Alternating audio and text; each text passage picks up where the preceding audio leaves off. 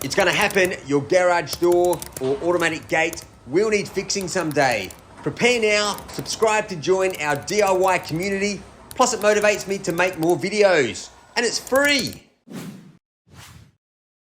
Okay, today we've got a B&D SDO-6 sectional garage door opener and the service light is flashing. So I'll show you how to reset that very easily. If your door is in good running condition, just hold down the stop button on the back of the machine for about 6 seconds and that will reset the service light.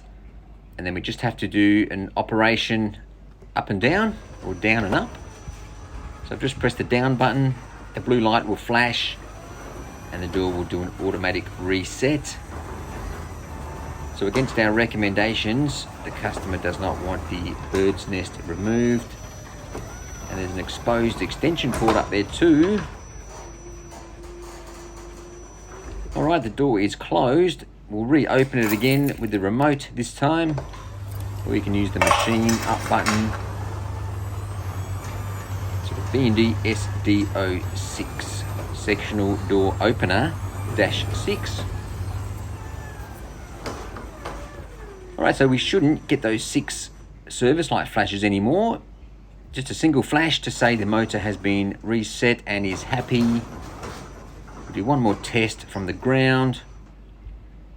And just our single flash openings. That's how you reset your SDO6 opener. I'm that roller door bloke. Thanks for watching.